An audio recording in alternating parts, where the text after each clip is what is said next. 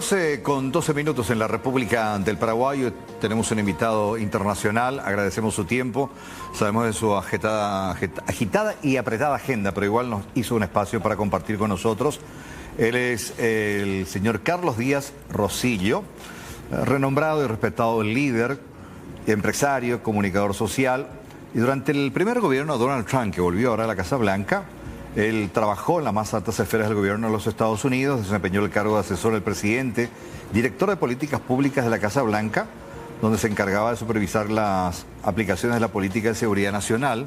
También fue su vocero en español, el presidente Donald Trump, y bueno, jefe de operaciones equivalente al Ministerio de Cultura de los Estados Unidos, posteriormente subsecretario de Defensa.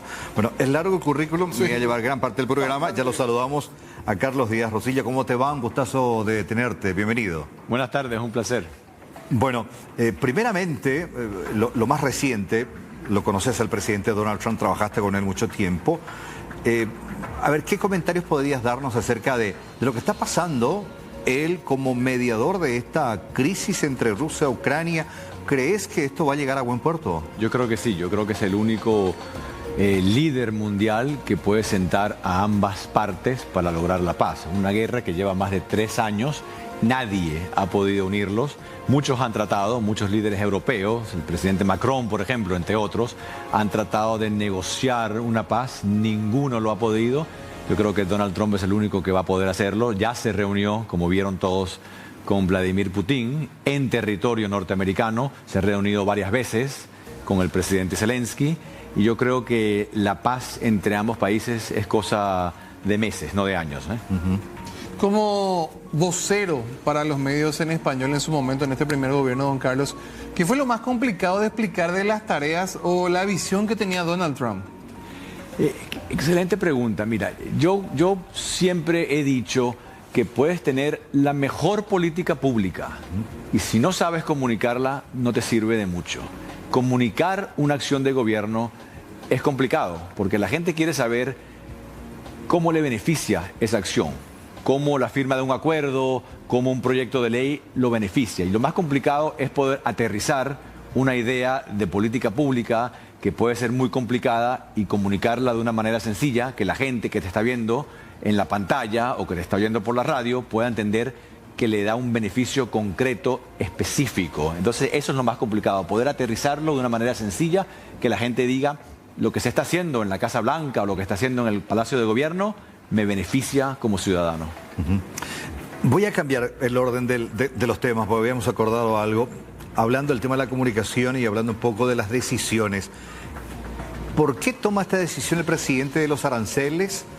¿Y de qué manera también Paraguay podría aprovechar esta situación? Claro, mucha gente se pregunta por qué un hombre tan inteligente, que lo es, como el presidente Trump, que sabe de economía, toma unas medidas que muchos economistas, yo diría la mayoría, dicen no es una buena medida económica. Te puedo dar muy brevemente 5 razones, pero el resumen es, para el presidente Trump, el arancel no es una medida netamente económica. Es una medida económica, sí, pero también política, una herramienta política. Y se me ocurren varias razones, 5, por ejemplo. Número 1, el tema de la reciprocidad. Él lleva ya más de 40 años hablando ante los medios de la importancia de la reciprocidad. Lleva 9 años de político, casi 10 años de político, desde que se lanzó a presidente. Pero en realidad lleva más de 40 años en la vida pública de Estados Unidos, yendo a programas, hablando públicamente de temas. Y hay un tema, 2 temas en realidad, el tema de migración y el tema de los aranceles, donde ha sido extraordinariamente consistente y constante. Él considera que es altamente injusto que a Estados Unidos le pongan aranceles y Estados Unidos se quede callado. Porque el vino de California tiene un arancel tan alto cuando va a Europa y el vino francés entra gratis a Estados Unidos. Igual con los autos, le parece muy injusto. Entonces, el tema número 1 es reciprocidad. ¿Me pones un arancel? Te respondo con un arancel igual. Segundo, un tema de seguridad nacional. Durante la pandemia, aunque en realidad desde antes de la pandemia nos empezamos a dar cuenta que gran parte de la cadena de suministro de Estados Unidos dependía de países lejanos. Y en muchos casos países no solamente lejanos, sino enemigos como China. Y quiere tratar de traer la producción nacional, quiere tratar de traer producción de elementos que son claves para seguridad nacional en Estados Unidos. Número 3, no tanto el tema de seguridad nacional, sino también traer esa cadena de producción por razones políticas.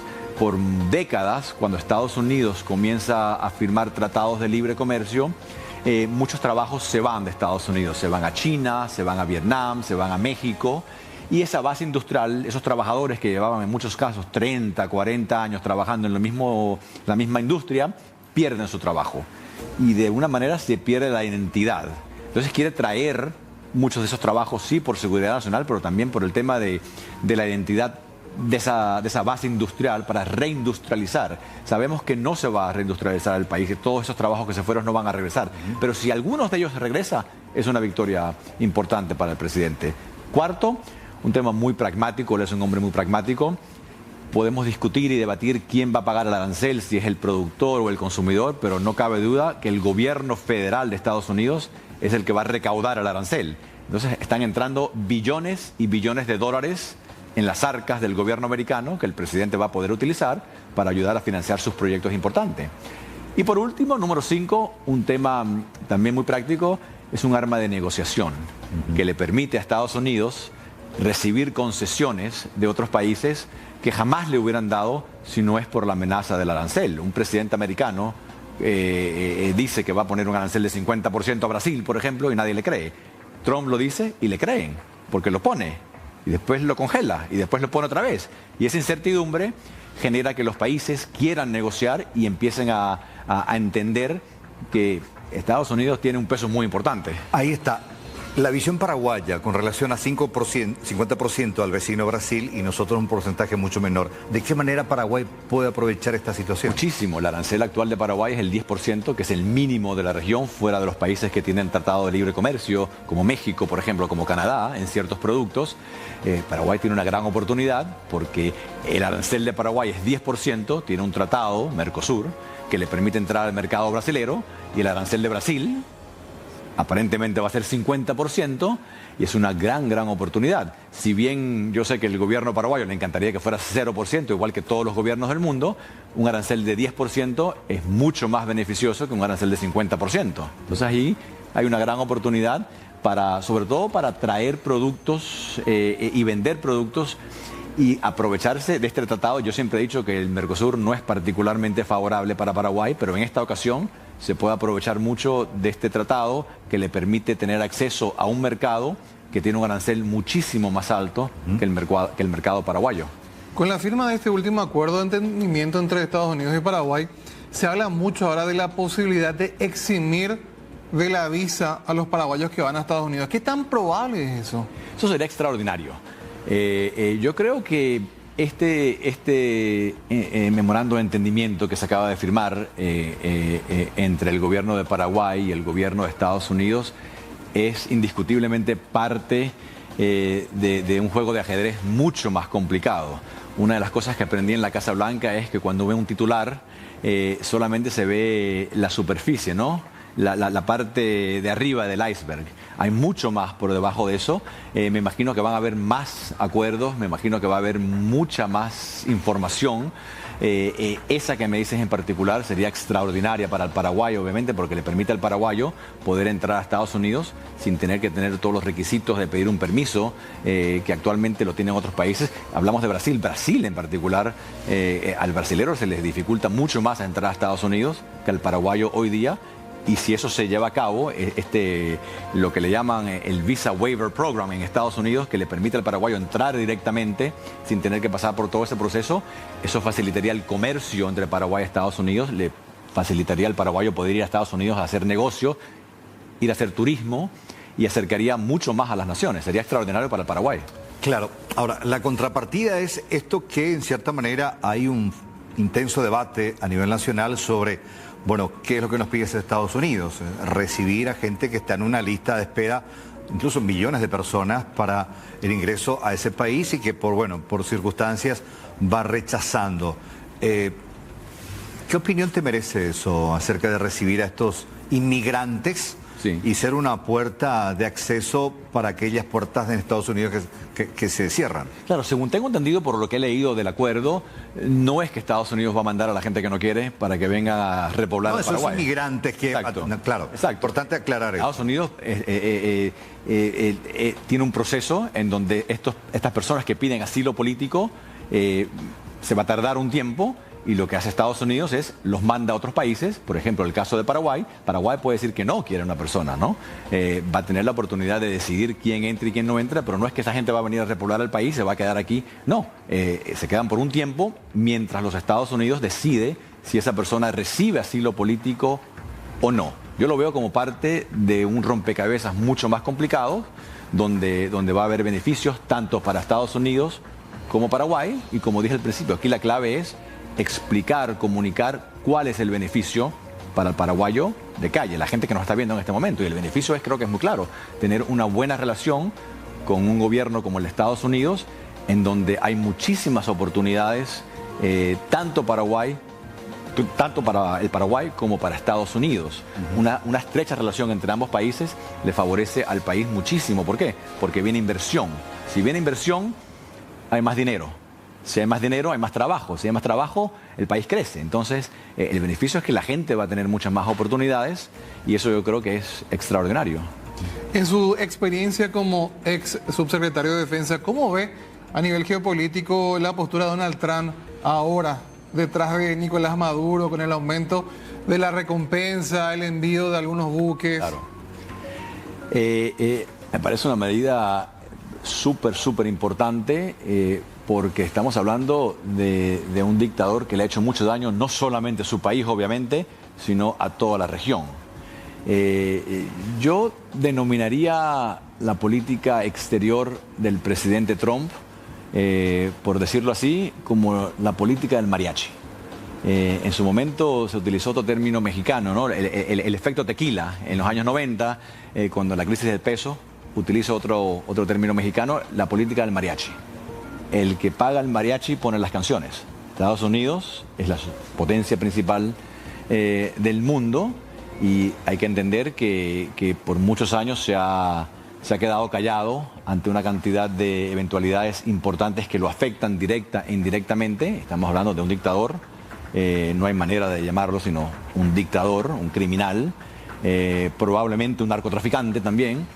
Y ya era hora de que Estados Unidos diga exactamente que es inaceptable. Ahora, mucha gente cuando me pregunta del tema me dice, bueno, eso quiere decir que va a haber invasión. Aquí nadie habla de invasión, aquí nadie habla de traer tropas, sino de mandar un mensaje claro de que esta persona le ha hecho mucho daño al mundo, y que Estados Unidos está dispuesto a pagar una suma importante, está dispuesto a posicionar parte de su poderío naval frente a las costas de manera defensiva, nunca ofensiva, para decir lo que está pasando es inaceptable y hay que estar a favor de la democracia y del libre mercado. Claro.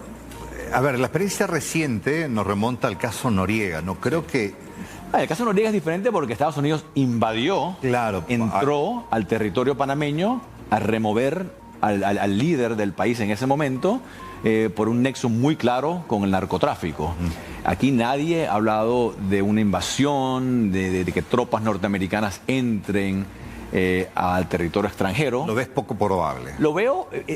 el presidente Trump siempre ha dicho que ningún líder serio puede eliminar opciones sobre la mesa. Yo creo que siempre para él, y estuve trabajando con él 4 años, toda opción siempre tiene que estar sobre la mesa. Esa opción en particular, si bien jamás la va a eliminar, es una opción poco probable en este momento. Que sea probable, que sea posible no quiere decir que sea probable. Es poco probable, pero conociéndolo como lo conozco, sé que nunca lo va a eliminar, y si él considera en algún momento que es necesario para defender los intereses de Estados Unidos, lo va a hacer. Ahora, cuando él lo eligieron por primera vez en el 2016, muchos críticos decían, ¿cómo le van a entregar el código nuclear a este hombre que va a meter a Estados Unidos en cualquier tipo de guerra? Y la realidad es que es el único líder, el único presidente norteamericano de la época moderna que no solamente no metió a Estados Unidos en ninguna guerra, sino que empezó a sacar a Estados Unidos de conflictos bélicos, a sacar tropas. Y hoy día se está hablando del presidente Trump como la persona que está negociando la paz en el Medio Oriente, entre Rusia y Ucrania. Y yo creo que ese deseo de llevar la paz y de no meter a Estados Unidos a conflictos en los que no debe de estar es muy importante para él. De hecho, ni bien arrancaba este segundo mandato con expertos internacionales, preguntaba justamente la posición que sería Paraguay o qué sería para Estados Unidos Paraguay en esta parte del continente. Y prácticamente nada. Pero con lo que está aconteciendo últimamente me doy cuenta que finalmente es un jugador importante en esta parte del continente Paraguay. Yo creo que sí, yo creo que tenemos un momento muy, muy importante.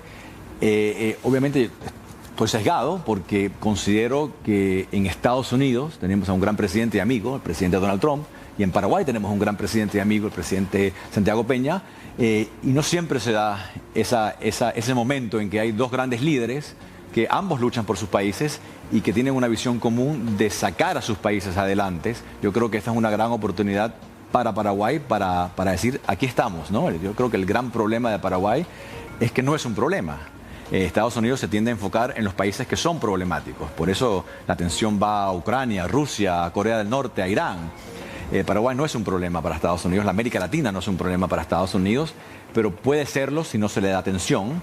Yo creo que este memorando de entendimiento, esta relación tan cercana que se perfila entre el gobierno del presidente Peña y el presidente Trump es muy favorable, porque yo creo que ya es hora de que Estados Unidos, y esto es un problema no partidista, tanto los demócratas como los republicanos en Estados Unidos han ignorado la América Latina. Yo creo que ya es hora que Estados Unidos le preste más atención a la América Latina, y hoy día considero que no hay mejor aliado de Estados Unidos que el Paraguay, y lo digo con toda sinceridad. Totalmente. Yo tengo más una curiosidad, don Carlos. ¿Cuál fue el momento más tenso cuando era subsecretario de Defensa en la sala de guerra? ¿Cómo es ese momento en el que se reúnen los líderes militares y hablan de un tema? En inglés, ese es el Situation Room. Ahí está.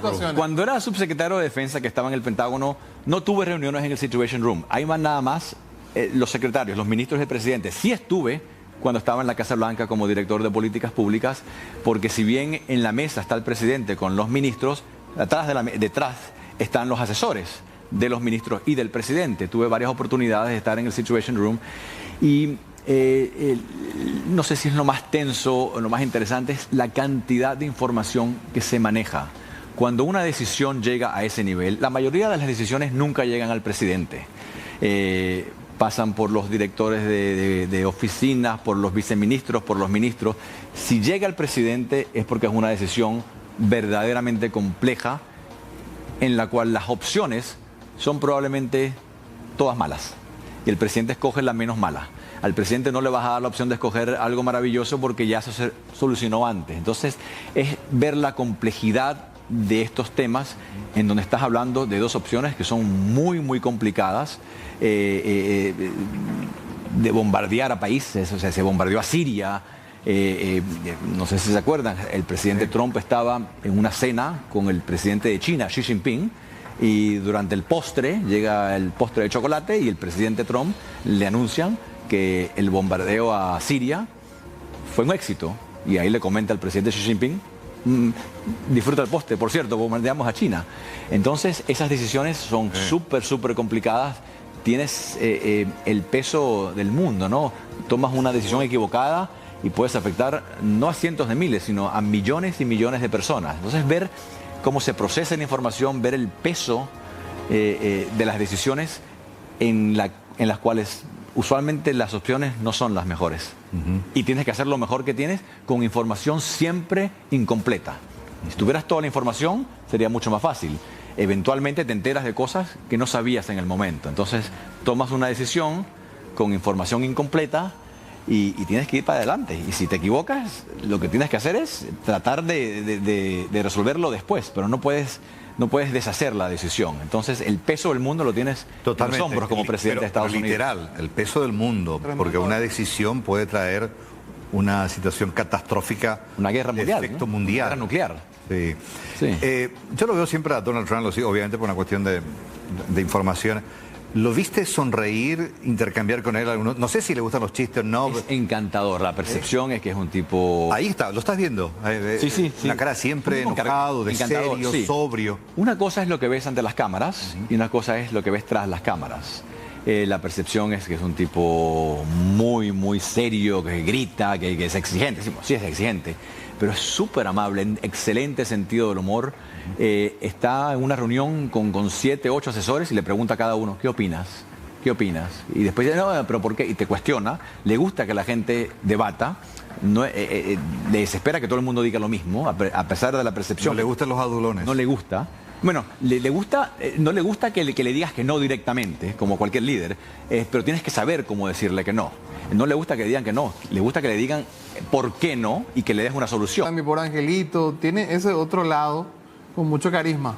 Es muy carismático, también es un hombre imponente, es un hombre grande, un hombre que entra en un salón y todo el mundo voltea a verlo, no solamente porque es presidente, obviamente, sino desde antes. Muy buen sentido del humor y un tipo muy hábil, muy inteligente. Otros presidentes, yo nunca he trabajado con otro presidente, solamente con él, pero me cuentan que leen muchísimo, procesan mucha información.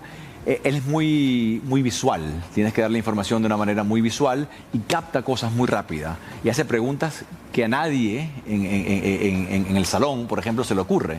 Un hombre muy hábil, muy rápido en tomar decisiones y tiene una característica que creo que es muy importante en los líderes, toma decisiones. Hay muchos líderes que no les gusta tomar decisiones, que quizás... Y tú eres tibia. Sí, con él no hay nada tibio. Puede que no le guste a la gente lo que hace o lo que dice, pero va directo, va al grano, no hay medias tintas. Es lo que es y es extraordinariamente transparente. Dice lo que piensa, sin filtros. Muchos políticos no se les ocurre decir cosas si no pasan por un filtro, si no hay una encuesta que dice que eso es lo que la gente quiere oír. Él no. Él, si le gusta a la gente o no le gusta, no le importa. Él hace lo que él considera lo correcto y lo dice directamente. Así que es muy fácil entenderlo, creo yo, porque es muy transparente. Lo que ves es lo que es. Bueno, ojalá que Paraguay pueda aprovechar este momento en el que está pasando. Incluso estamos en la lista de países seguros para los estadounidenses. Sí. Que es un logro también. Importante, que atrae la inversión, atrae el turismo. Es muy favorable. Este creo que es un gran momento para Paraguay. Un gustazo tenerte nuevamente, don Carlos. Y bueno, espero que disfrute lo que resta de tu estadía por Paraguay. Un placer, muchas gracias. Gracias, Carlos Díaz Rosillo, con nosotros acá en Primera Edición. Hacemos una brevísima...